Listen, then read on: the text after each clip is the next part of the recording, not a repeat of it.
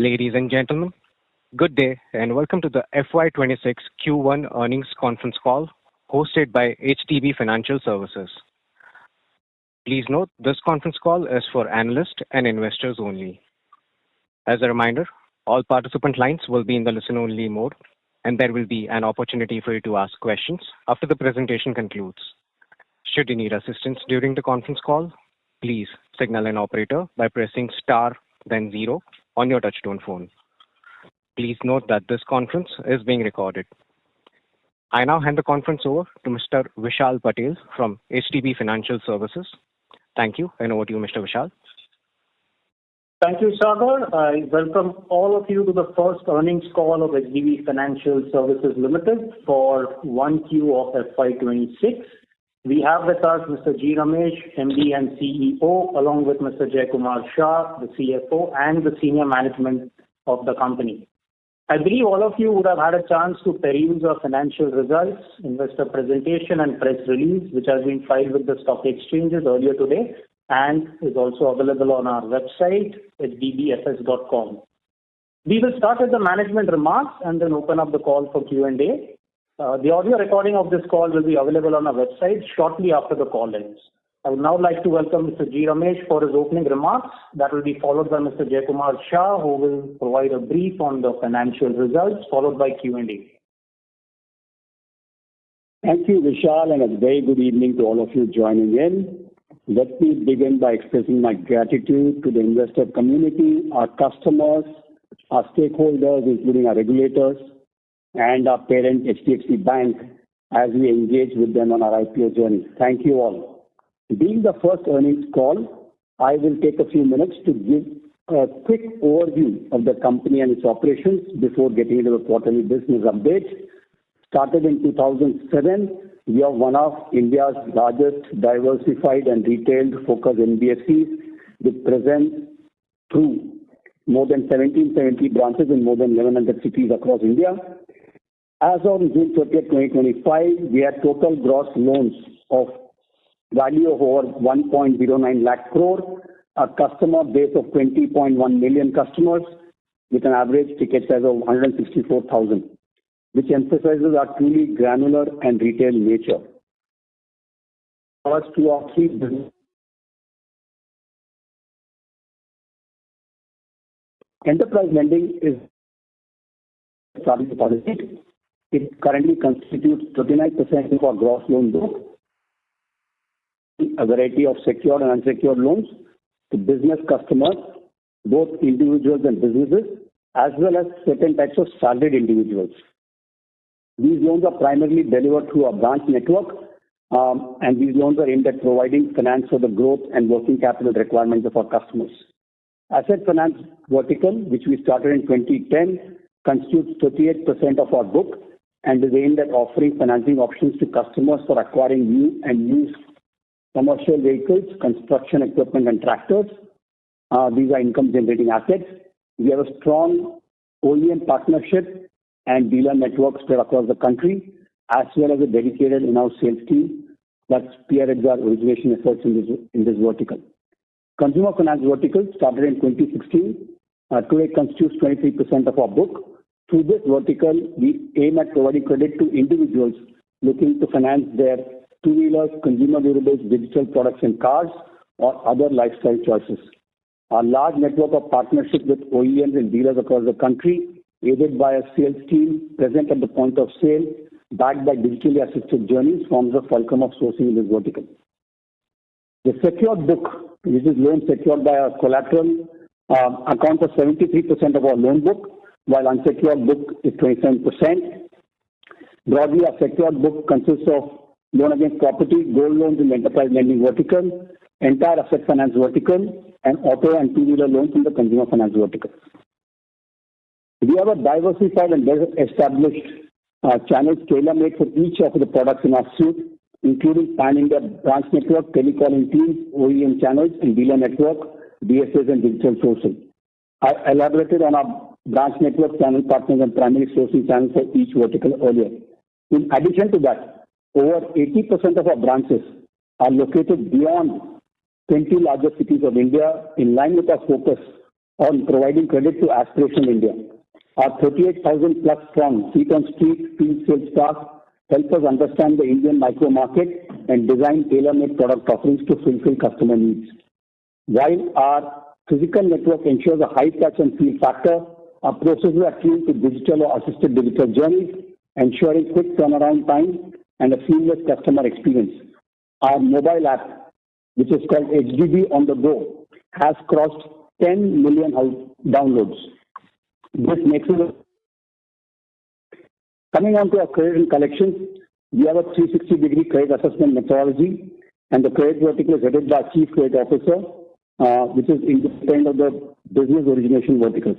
Our hybrid credit underwriting model includes a centralized automated system with scorecards and rule-based decision-making for smaller ticket, low-tenure loans, and an independent assessment by the branch-based credit managers, including physical evaluation for larger ticket loans. These are aided by product and geography-specific scorecards. Our proprietary underwriting and credit scoring engine is seasoned across credit cycles and is updated periodically basis our understanding of micro markets. This enables faster credit decisions. Coming to collections, this function has been part of our operating model since our inception. We have an in-house team of 12,500 plus employees in our collections vertical, consisting of telecallers and feet on street, present at the branch, region, and national levels, ensuring sensitivity to local languages and customs. The collections uses multiple scorecards to monitor collections across buckets. Each customer in the bucket is assigned a risk score band and has a predetermined collection strategy based on which further action is taken by the collections team. Over 95% of our collections happens through the banking channels. Our collection process is monitored and tracked through a collections application developed in-house with geo-tagging and ESIP capabilities. We have a center of excellence with dedicated central collections team, which is responsible for training and quality checks of collections personnel, tracking and monitoring the quality of a collections process, and identify centralized billing and option for asset disposals. In terms of our financing, our liability, we have an independent treasury department that is responsible for fundraising and liquidity management. We have diversified funding sources from various sources, including public, private sector, and foreign banks, mutual funds, insurance companies, pension funds, and financial institutions. We raise funds through NCDs, term loans, commercial paper, external commercial borrowing, subordinate debt, and perpetual debt. Our treasury operations are monitored by the ALCO, which oversees our liquidity, interest, and currency risks. To briefly touch upon our risk management, we have a robust risk management framework and a comprehensive risk management policy. Our risk management team is led by our Chief Risk Officer with oversight by the Risk Management Committee of our Board of Directors. With that, I'd like to extend my heartfelt thanks to our 80,000 plus employees, many of whom have been with us for over 18 years. Coming to the quarterly business update, with an expected stable monsoon season, higher farm incomes, and consequent rural demand, we can provide a stimulus to rural consumption while helping moderate headline and food inflation. The recent rate reductions by the regulator augurs well for growth, as economic momentum can be expected by private consumption and traction in fixed capital formation. Within consumer finance, Q1, which coincides with summer months, is typically a strong quarter of products segments like ACs and refrigerators, which is compressor products as we call them, wherein traction this year was seen to be relatively lower. Mortgage demand is expected to hold, especially with reduction in benchmark rates. Q1 generally tends to be a seasonally weak quarter for vehicle finance. Early indicators and volumes probably indicate a relatively muted quarter this year compared to a year ago, with corresponding stress on asset quality. On that note, I will now hand over to Jay Kumar, the CFO of the company, for an update on the financials. Thank you, Ramesh, and thank you very much, everybody, for dialing in. Moving on to the financial performance for the quarter, our customer franchise grew to 20.1 million, an increase of 5% during the quarter and 20.4% year-on-year.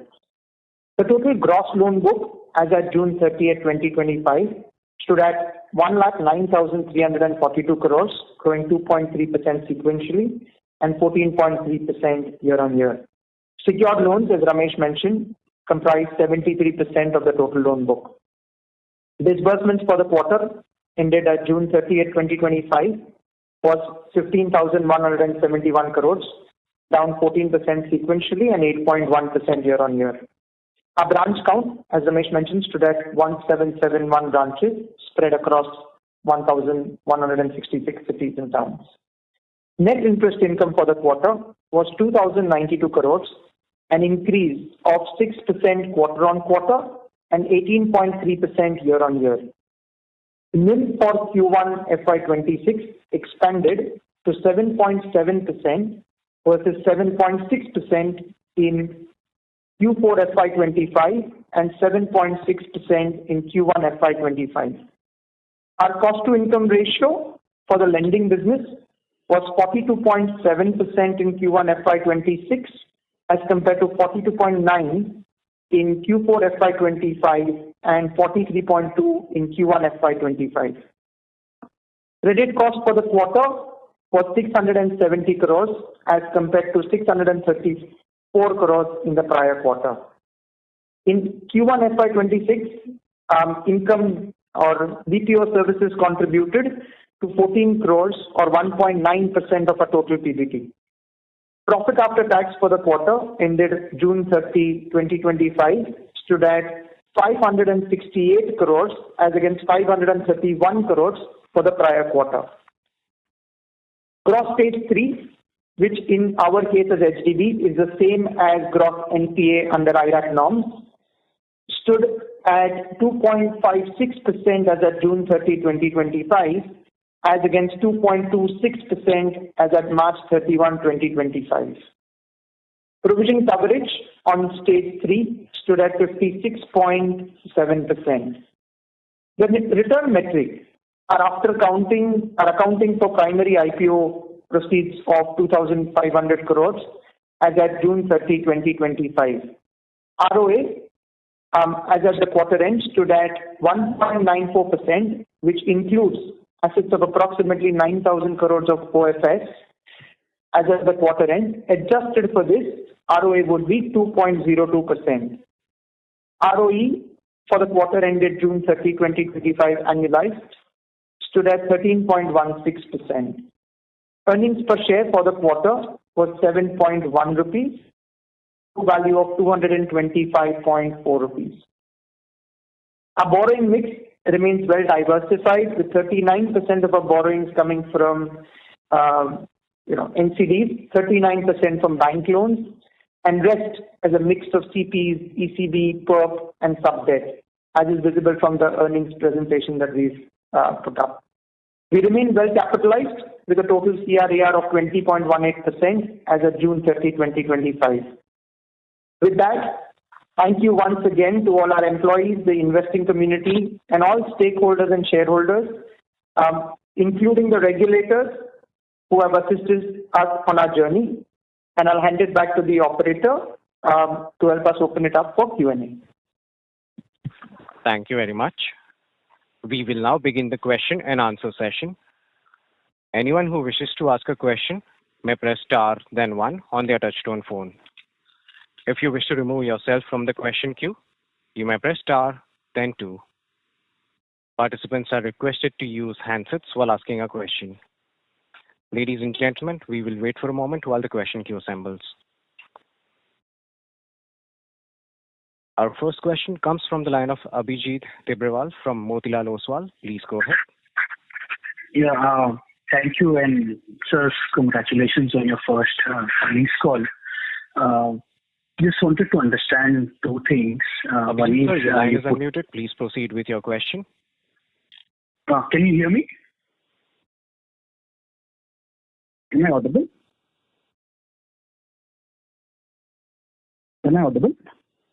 Yes, sir, you're audible. Please go ahead. Yeah.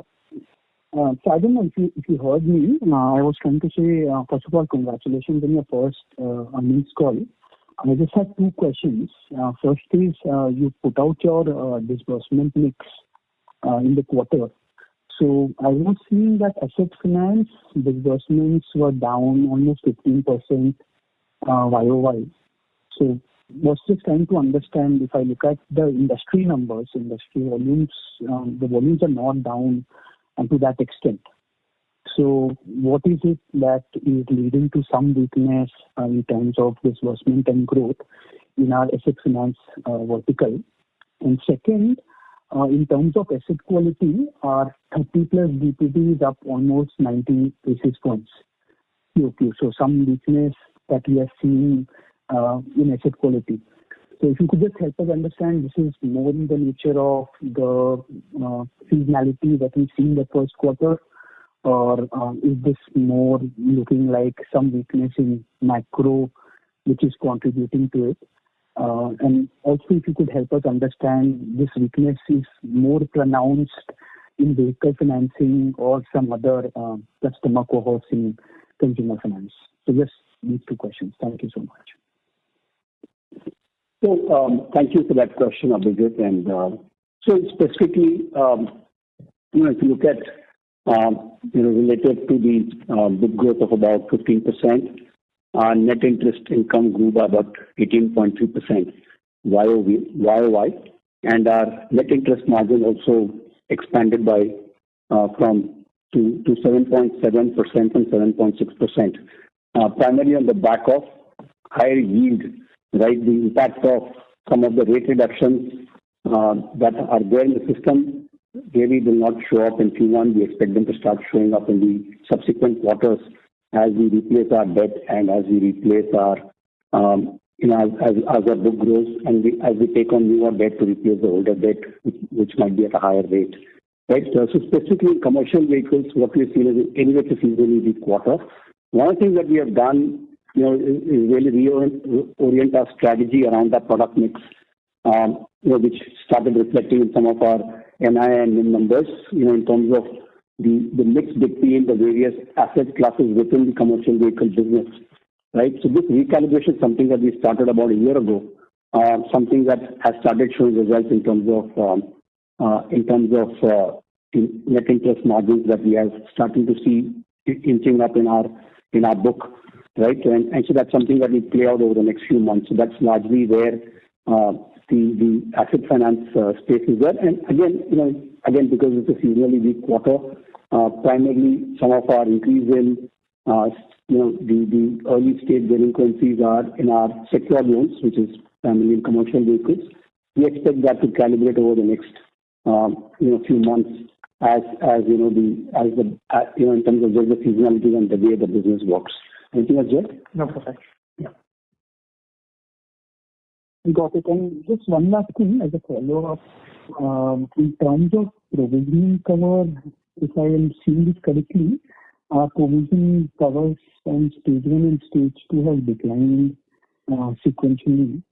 So just trying to understand, is this more a function of the ECL model? Because, all I'm trying to understand is if the macros are still weak, what is kind of going into the ECL model for it to churn out lower provision covers on your stage 1 and stage 2 loans? So, Abhijit, in terms of how we do our modeling overall ECL, we have very granular book in terms of overall loans. So we work on a base model. Our overall provision, as you would see, are 3.3%, which is the same as last quarter. Our PCR is a constant. Some of the interplays that work is purely on account of book mix at every stage. That works its well through. And some of the weakness that we've seen, as Ramesh highlighted, has been on the CV side, which is a secured product. Got it. That's all. Maybe I'll come back in the question. Thank you so much. Thank you so much. Thank you. Our next question comes from the line of Rajiv Mehta from Yes Securities. Please go ahead. Yeah, hi and good evening. Thank you for giving me this opportunity. Again, just coming back to the disbursement degrowth in the CV financing portfolio, it seems, and I think from the ticket size, average ticket size, it seems that we predominantly do used vehicle, financing, in that product. So now this degrowth in disbursement in business on Y&Y basis would have been driven by seeing genuine slowdown in demand of used vehicles on the ground, or was it because of factors like unsustainable competition or maybe pricing not being in line with your expectations?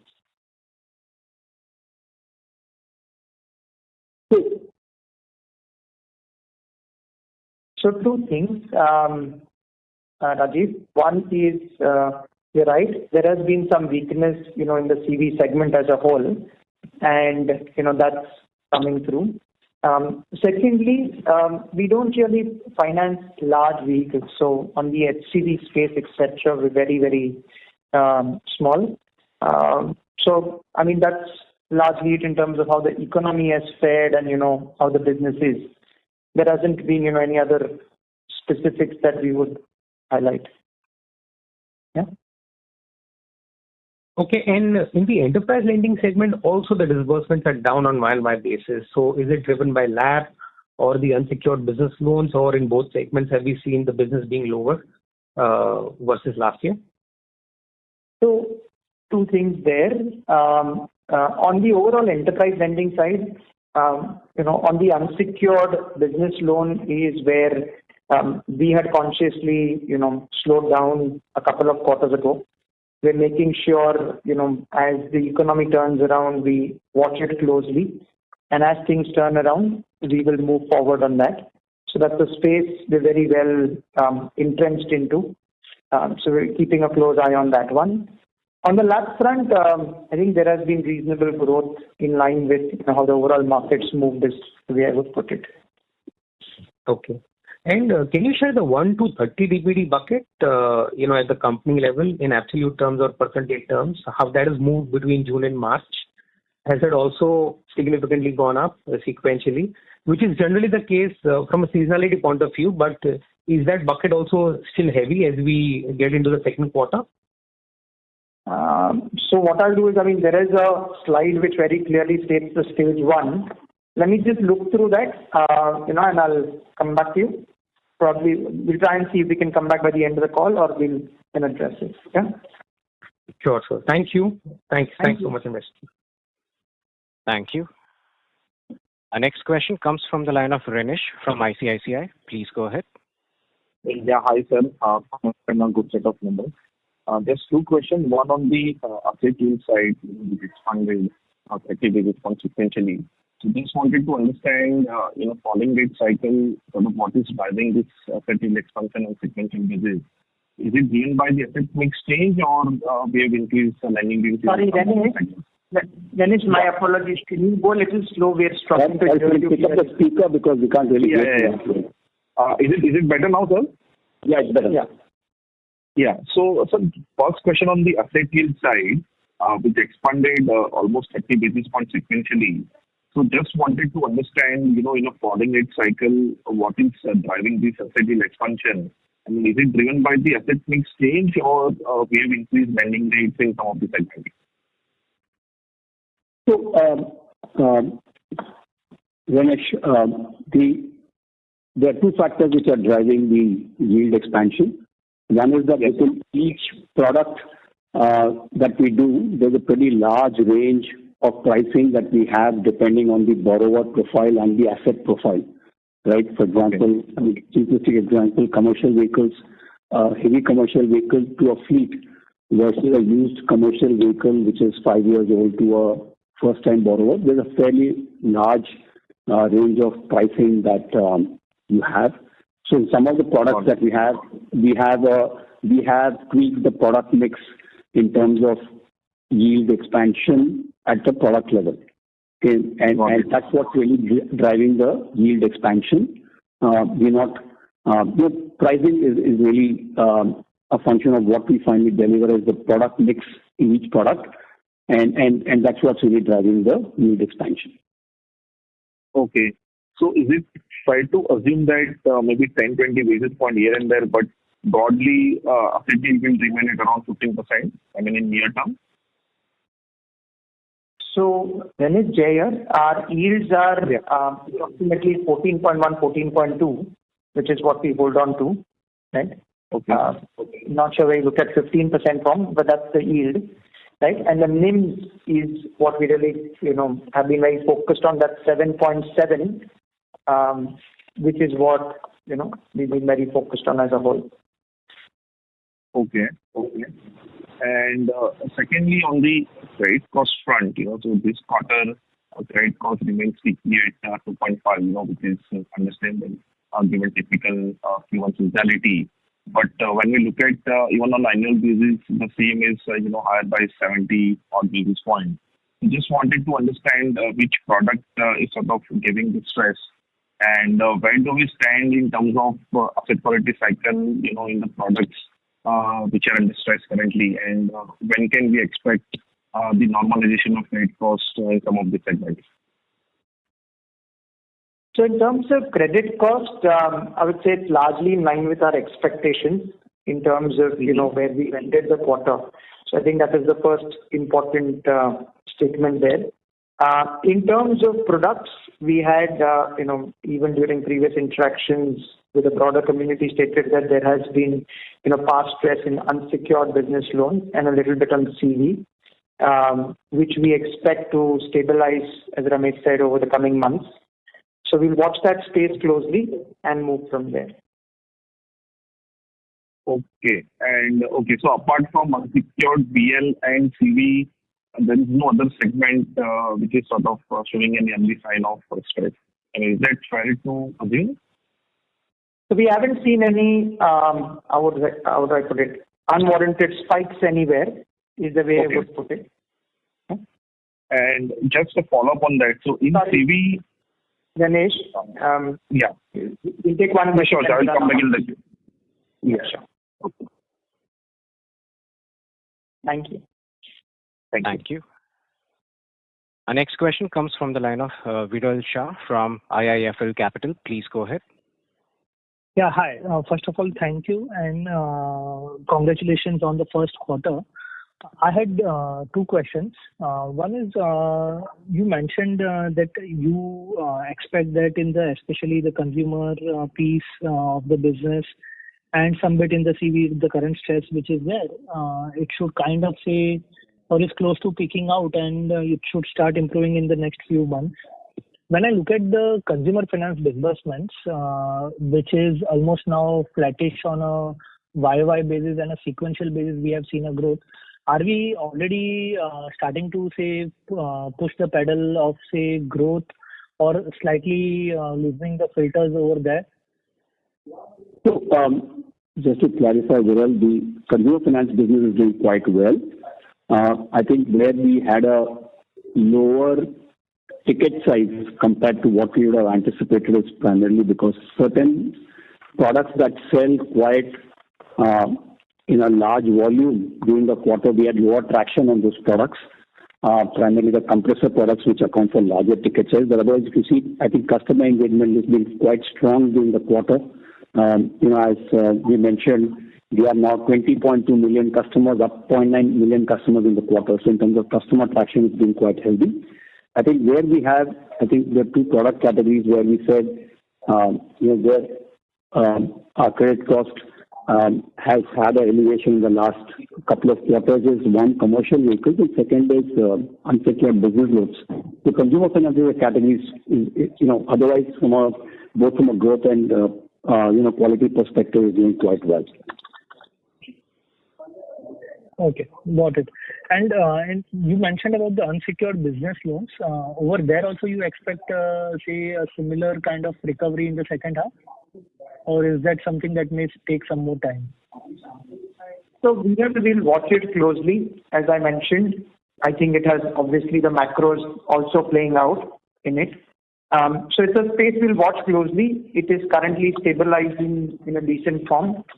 And let's look through the coming months. Got it. And my second question is with regards to basically our OPEX, and this is more, I would say, when I look at us and compare it with some of our peers, somehow the productivity levels seem to be a bit weaker on a relative basis when I look at, say, either AUM per branch or AUM per employee. And I'm looking at just the lending business, not the overall business. So over here, do we see a pathway of structurally, say, the operating leverage now from here on playing out as we kind of keep growing? And what is that extent of operating leverage that we can see over the next 2-3 years? So, Viral, I'll give you our side of it. The most important thing you need to look at us as HDB is we're a very focused retail-only entity, right? With an average loan size of around 1,65,000, right? And individual 20 large customers, if you take, it's only 0.32%.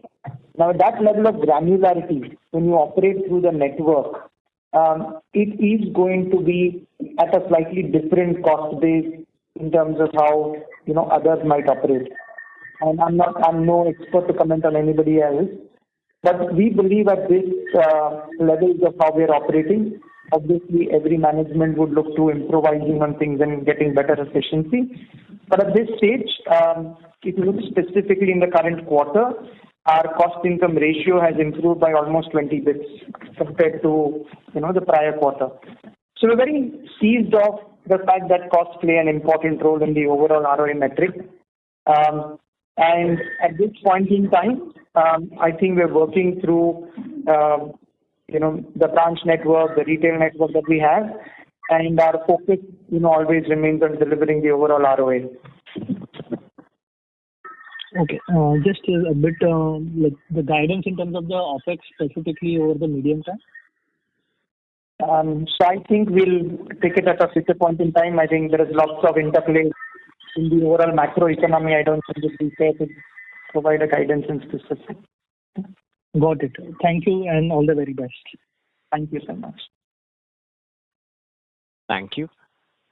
Our next question comes from the line of Suresh Ganapathy from Macquarie. Please go ahead. Yeah, so just a little bit on what do you think will be the eventual sustainable credit cost, because we are already at 2.5% for this quarter, and fourth quarter was, last year full year was 2.1%, so we're already operating at a high level, and your numbers are much higher than peers, and also at the ROA level at 1.9%, again it is much lower than peers. So is the business model inherently having higher credit costs and therefore lower ROA? Because we have touched 3% ROA also in the past. So we want to know where the reality is and where things would eventually settle, because you are currently operating at 1.9% ROA. That's one point. And so that's the first question. Maybe then I'll go for the second one. Yeah.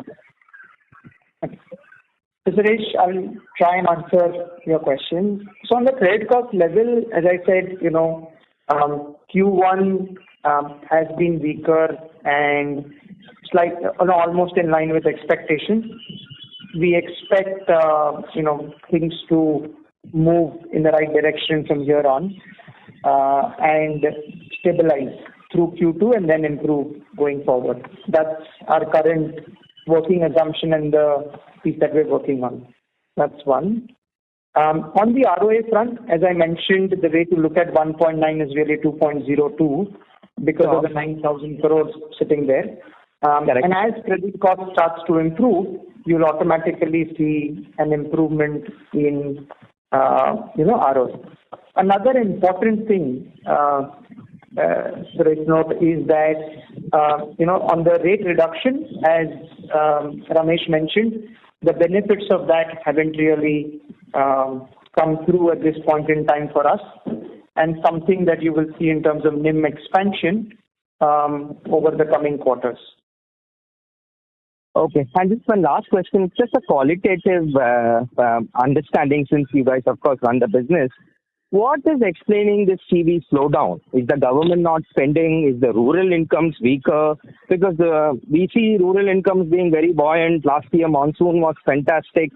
Still, we have had this kind of an outcome in the CV space. Is it over-leveraging? Any kind of qualitative assessment that you can give on what has gone wrong here?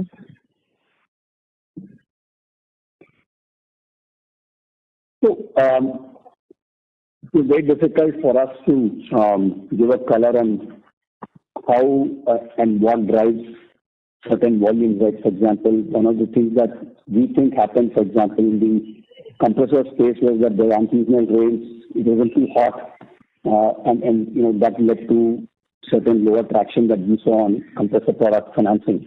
So that's relatively easier to sort of guess, very difficult to guess what's driving vehicle sales at any point of time. I guess there are many factors, including availability and revenues that are coming. I think one of the things that's happened in the last few years is that vehicle prices have gone up quite sharply, also led by many technological changes. For example, one of the things is that I think the newer vehicles require an air-conditioned cabin. It's a production requirement, and so that will automatically increase prices, which means that vehicles are being deployed for longer than they used to be in the past. Also, maybe because vehicles are much more sturdy in terms of quality and capability as compared to maybe a couple of decades back. So something that we are watching and monitoring. One of the things that we have done internally is actually really focused on aligning our segment-wise strategy in asset finance, and which I explained also is contribute to our NIM expansion on the yield side. Right, as I said, our NIM has expanded because our yields have improved, not because of benefit of cost of funds, which will start coming from Q2 onwards. But Ramesh, that can increase credit costs also, right? Because you are moving up the risk curve. So what we will look at from a risk-adjusted return, I think we're okay with the increase in credit costs as long as the risk-adjusted return is favorable. Sure. Okay. That's clear. Thank you. Thank you. A reminder to all the participants, if you wish to register for a question, you may press star then 1 to join the question queue. Our next question comes from Subhranshu Mishra from Phillip Capital. Please go ahead. Hi, good evening. Two or three questions. The first one is, we are still in a startup phase, right? If I look at the product portfolio, only LAP and enterprise business loans are the ones that are really stable. The rest of them are anywhere between 2 to 4 years. So are we going to see closure of any businesses or addition of any new business lines going forward? That's the first. Second is around the customer segment. Out of the 20 million customers that we have, how many do we bank on a monthly basis, which is match hitting their bank accounts? And what is the percentage of repeat customers in this 20 million? The third question is around the PCR, which is about 56%. Despite a large proportion of our business being secured, 56% in ECL methodology would basically allude to the LGD.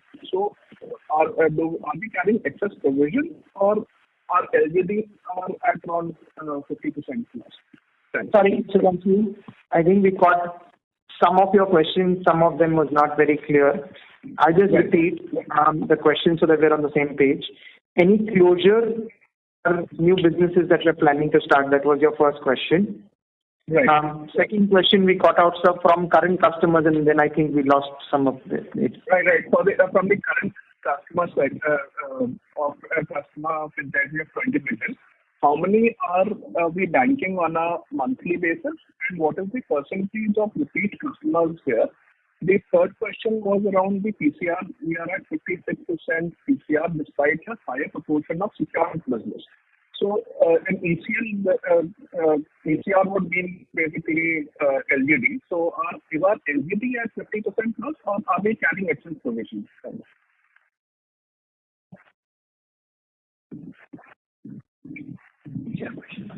Okay. So on PCR, today, Subhanshu, what we've done is we've calibrated it based on what we believe are the right levels to carry. Right? Of course, there's a model that throws up a number, and then we look at it in terms of the overall market and individual product-wise, and we carry provisions accordingly. So that's on there's no excess provisions there. As I mentioned, I think there will be some amount of, product-wise, specific book-wise that we look at on a quarterly basis, and we maintain provisions to make sure the risks are well covered. Yeah.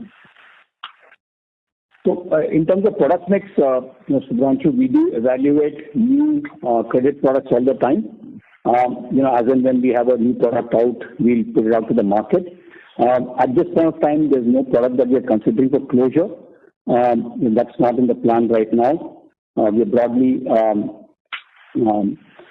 comfortable with the product mix that we are and working towards making sure that we are not dependent on any one product or any one category to an extent that it impacts our balance sheet. In terms of repeat customers, that really depends on some of the products. For example, within our consumer finance segment, and if you see in our business presentation, we have a deck on all our products, right? And so in consumer finance, there's a product, slide 17, which talks about our products. So relationship PL, which is a product which accounts about 7% of our AUM, is only for existing customers of the company. So that business is 100% existing customer only product. But I think otherwise, from a just a market opportunity perspective, about more than 60% of our customers will be new to HDB customers at any point of time. All right, and we don't lend money to customers who don't have a bank account. So the first option for collections is through a bank account, and only if the customer is unable to pay or has missed the payment to the bank account do we pursue other collection modes. Right. And how many customers do we bank on a monthly basis? That will be in excess of 10 million. Right. So that 99% is... only we bank all our customers. That's a question. We are banking 20 million customers on a monthly basis, 20 million EMI? Sorry.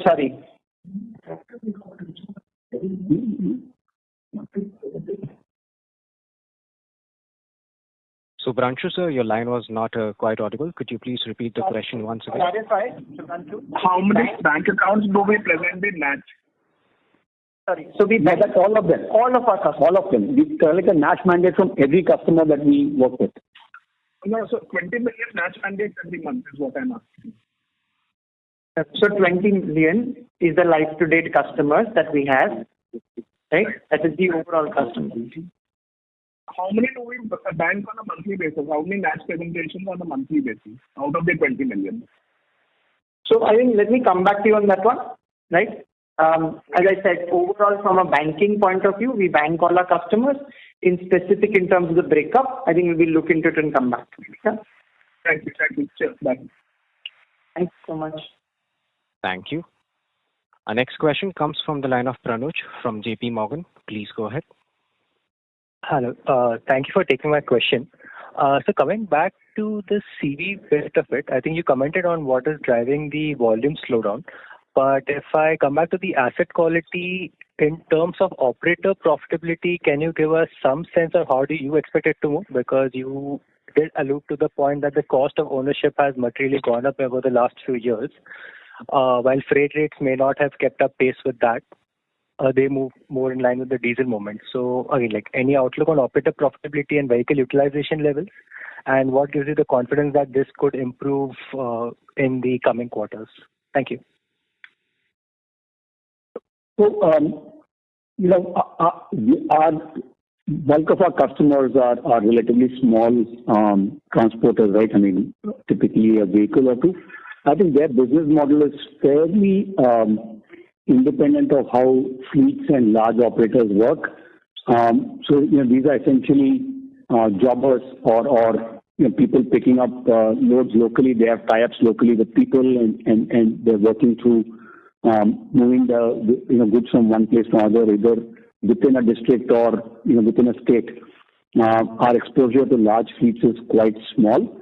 So in these businesses, it's not really a cost per kilometer, but it's more availability. It's typically a per trip or per project kind of pricing that these businesses work on, and not really a cost per kilometer kind of model. So to that extent, it's a fairly different model that customers that we work with. I mean, our exposure to fleets and those kind of customers who work on large contracts is quite small. I mean, that's really how we think about it. But are you observing any impact on? Are you observing that operator profitability is getting adversely impacted in for these small road transport operators because the cost of vehicles have moved up?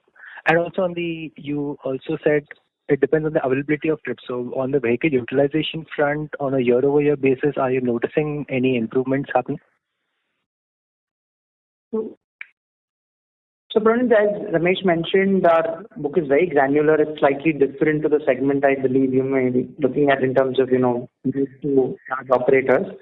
I think what we can do is we can connect offline to maybe understand better, and we can, connect with our IR team, and then we can take it forward. Okay? Sure. Thank you. Thank you so much. Thank you. Our next question comes from the line of Avinash Singh from Emkay Global. Please go ahead. Yeah, hi.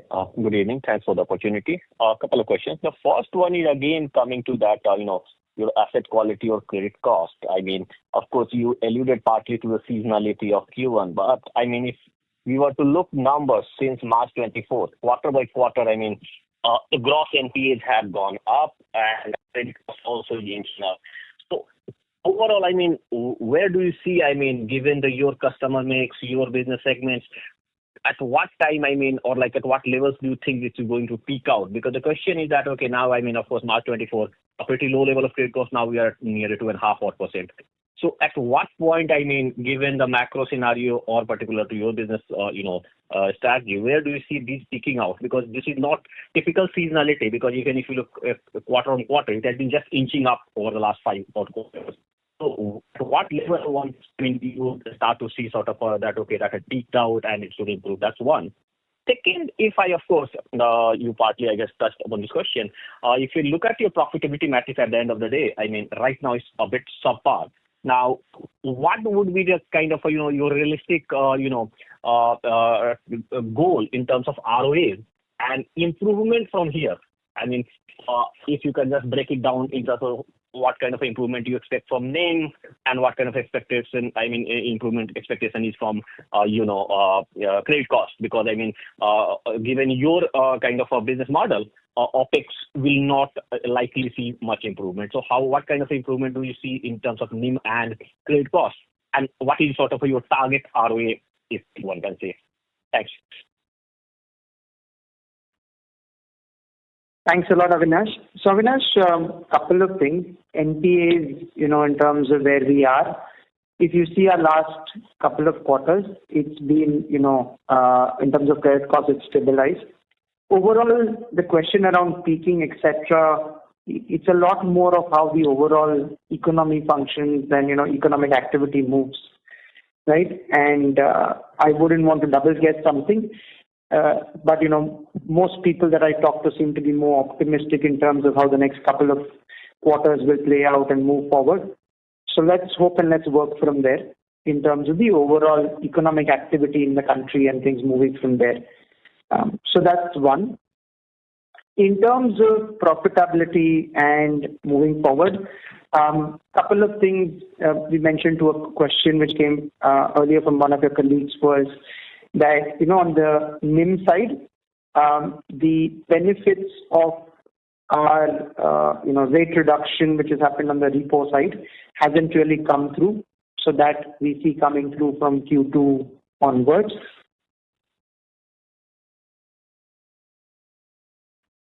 Yeah, and the other important thing, right? So a couple of things you look at in that mix, 77% almost, or 76% of our book is largely secured and is also fixed rate, right? Very important. Whereas today we've taken some benefit, and if you look at last quarter versus this quarter, our bank borrowings, which are completely, EBLR linked, have increased. So we've taken some benefits there, and that should help us in terms of the overall profitability. Second component, as I mentioned, on the asset quality side, as things start to improve, the credit cost moderates. Both those are key parameters in terms of the NIM and credit cost, and that should play itself out in terms of ROA improvement.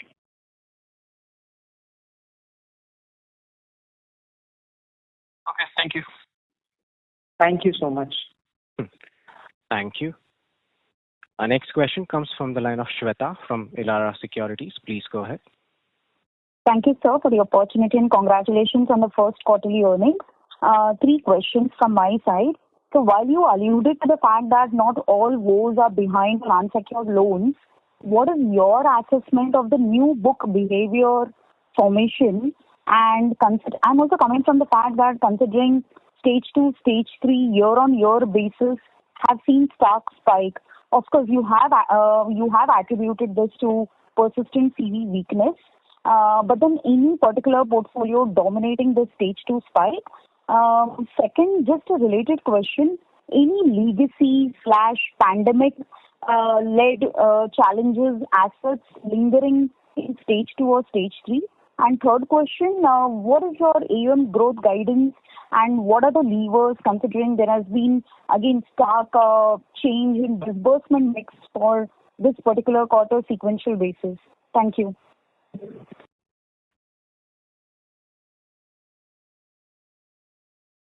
So, Shweta, couple of things. In terms of the new book behavior on unsecured, as I mentioned, things have stabilized over the last few months, and we're watching it closely to make sure it's sustainable and take it forward from there. In terms of the spike in delinquencies of stage 2 as such, has come through on the CV side, as Ramesh alluded to earlier as well. And we're very hopeful that things move through in the right direction, which is what is expected. In terms of legacy, we don't have any legacy issues, as such. In terms of guidance, we have basically a policy of not providing guidance as such. So I'll keep it at that. And we'll look at the overall economic growth as the primary indicator in terms of how things move forward. Thank you. That's very helpful. Thank you. Thank you. Our next question comes from the line of Hiran from CLSA. Please go ahead. Yeah, hi team. Congrats on the successful IPO. Just a couple of questions on your liability side. Sorry to interrupt. Your line is not clear. Okay, is it better now? This is much better. Yeah, hi. So just congratulations firstly.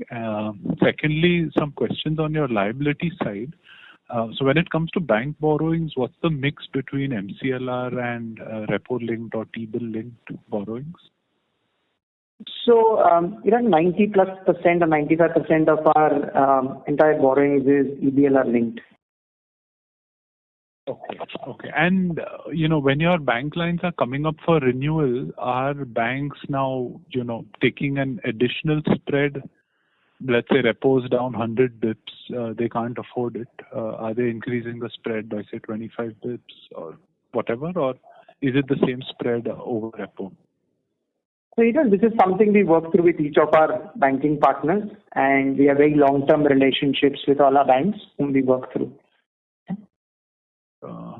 Okay, let me ask in another way. Is it fair to say that the EBLR book sustainably reprices downwards by 100 bips? Are you confident of that? Or? Even the EBLR book surely reprices in line with the markets. Okay, fair enough. Yeah. Okay, thank you so much and all the best. Thank you. Thank you. Our next question comes from the line of Rajiv Mehta from Yes Securities. Please go ahead. No, I think my question is partially answered, but just one thing in terms of, in the current environment when the asset quality trends are not very supportive in CV, what will be our growth approach? Are we, cutting back or, are we not taking our earlier share of volumes at the dealerships? Or is there any change in our approach of business in CV or any other product? Or have we changed maybe our, filters or policies, which will kind of slightly moderate our growth further in the coming few quarters? And as a response to the asset quality, what is happening? Yeah.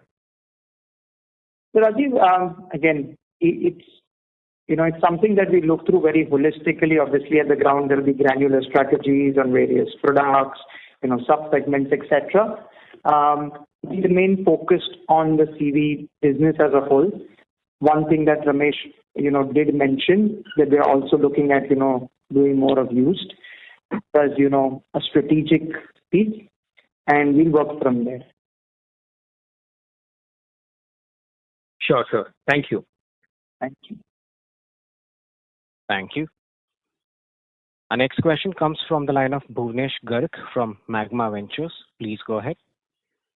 Yeah. Thank you for the opportunity, sir. Just a couple of questions. Firstly, on your provisioning coverage. So if I look at on YOY basis, Stage 1 coverage has gone down from, say, 2% to 1.5%, and similarly, Stage 2 coverage has gone down, Stage 3 has gone down. So just want to understand, is there any policy change or what is driving this change in provisioning level? Yeah. Thanks a lot, Bhuvnesh. So if you look at our overall provisions, the way I'd like you to look at it is on the book, we had a 3.3% provision.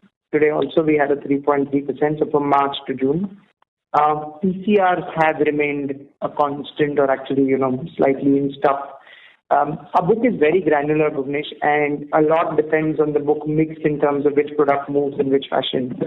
We follow a consistent model, and things could move a little bit in terms of different stages as well. So we don't have any large assets, as I mentioned. Our top 20 borrowers is 0.32%. Right?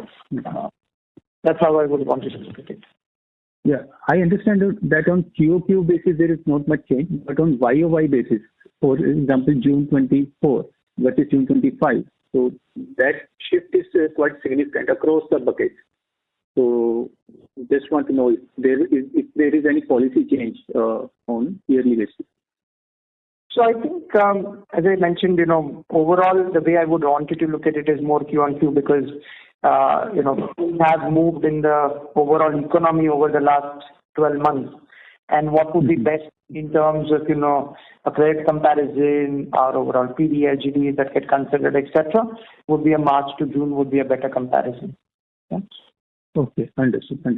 And just a second question on your asset quality. So if I look at your segmental asset quality from your annual report disclosure, it seems that we have seen sharper deterioration in GNPA, vehicle finance NPA compared to peers.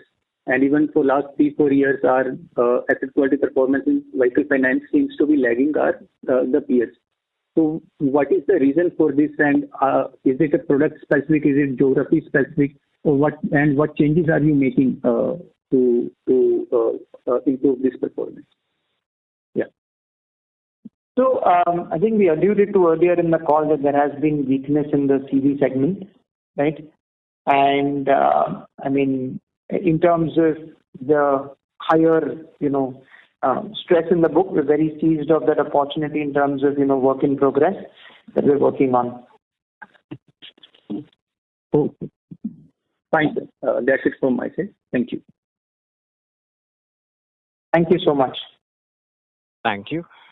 Ladies and gentlemen, we are at the end of the allotted time. I now hand the conference over to Mr. Jaykumar Shah for closing comments. Thank you very much. Really appreciate all of you taking the time today to hear us out, and thank you. Thank you so much. Thank you. On behalf of HDB Financial Services, that concludes this conference. Thank you for joining us. You may now disconnect your lines.